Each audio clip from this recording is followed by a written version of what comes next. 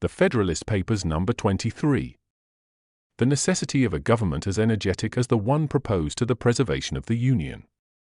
From the New York Packet. Tuesday, December 18, 1787. Hamilton. To the people of the State of New York. The necessity of a constitution, at least equally energetic with the one proposed, to the preservation of the Union, is the point at the examination of which we are now arrived.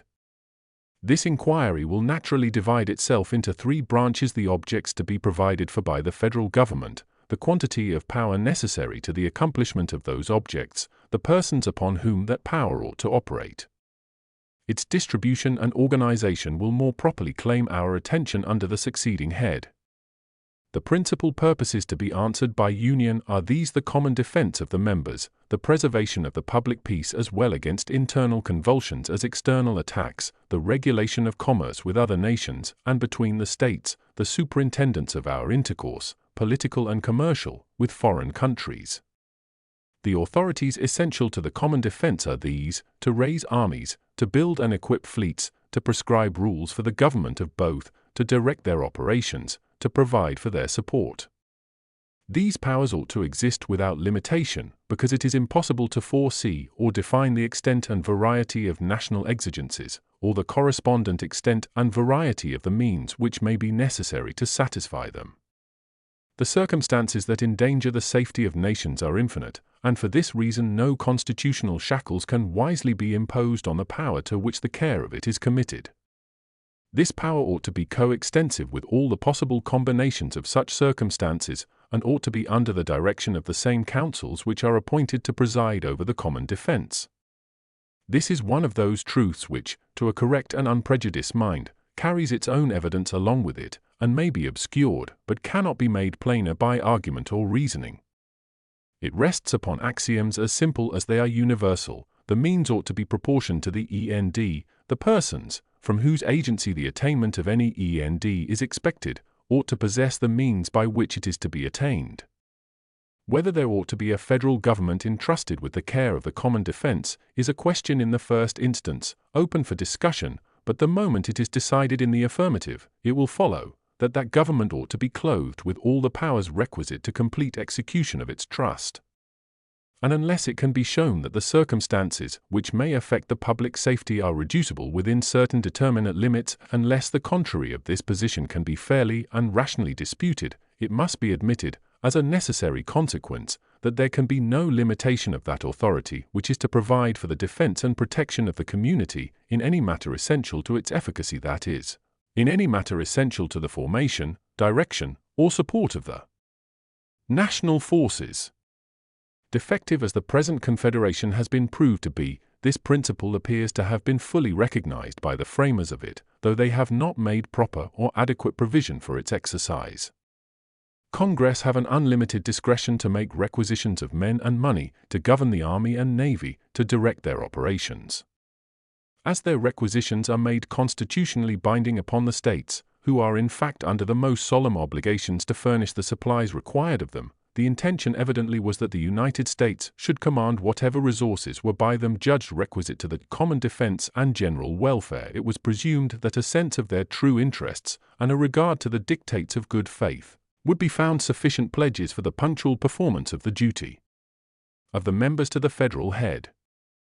The experiment has, however, demonstrated that this expectation was ill-founded and illusory, and the observations, made under the last head, will, I imagine, have sufficed to convince the impartial and discerning that there is an absolute necessity for an entire change in the first principles of the system, that if we are in earnest about giving the Union energy and duration, we must abandon the vain project of legislating upon the states in their collective capacities. We must extend the laws of the federal government to the individual citizens of America. We must discard the fallacious scheme of quotas and requisitions, as equally impracticable and unjust. The result from all this is that the Union ought to be invested with full power to levy troops, to build and equip fleets, and to raise the revenues which will be required for the formation and support of an army and navy, in the customary and ordinary modes practiced in other governments. If the circumstances of our country are such as to demand a compound instead of a simple, a confederate instead of a sole, government, the essential point which will remain to be adjusted will be to discriminate the objects, as far as it can be done, which shall appertain to the different provinces or departments of power, allowing to each the most ample authority for fulfilling the objects committed to its charge. Shall the Union be constituted the guardian of the common safety? Are fleets and armies and revenues necessary to this purpose? The government of the Union must be empowered to pass all laws, and to make all regulations which have relation to them. The same must be the case in respect to commerce, and to every other matter to which its jurisdiction is permitted to extend. Is the administration of justice between the citizens of the same state the proper department of the local governments? These must possess all the authorities which are connected with this object, and with every other that may be allotted to their particular cognizance and direction. Not to confer in each case a degree of power commensurate to the end, would be to violate the most obvious rules of prudence and propriety, and improvidently to trust the great interests of the nation to hands which are disabled from managing them with vigor and success.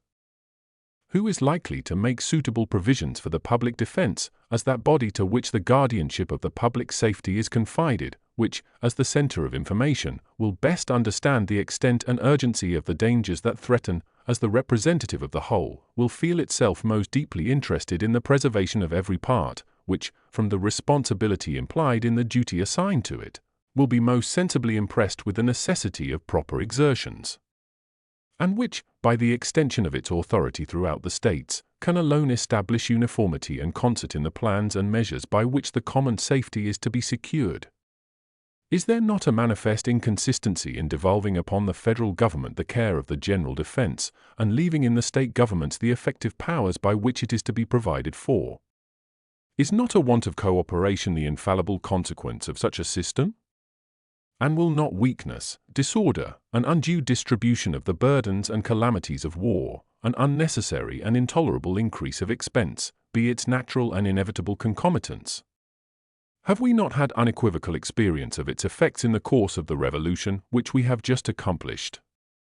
Every view we may take of the subject, as candid inquirers after truth, will serve to convince us that it is both unwise and dangerous to deny the federal government an unconfined authority as to all those objects which are entrusted to its management. It will indeed deserve the most vigilant and careful attention of the people, to see that it be modelled in such a manner as to admit of its being safely vested with the requisite powers. If any plan which has been, or may be, offered to our consideration, should not, upon a dispassionate inspection, be found to answer this description, it ought to be rejected. A government, the constitution of which renders it unfit to be trusted with all the powers which a free people ought to delegate to any government, would be an unsafe and improper depositary of the national interests. Wherever these can with propriety be confided, the coincident powers may safely accompany them. This is the true result of all just reasoning upon the subject.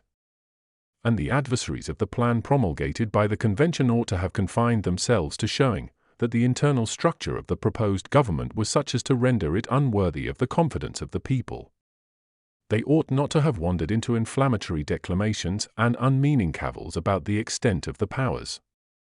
The powers are not too extensive for the objects of federal administration, or, in other words, for the management of our national interests, nor can any satisfactory argument be framed to show that they are chargeable with such an excess.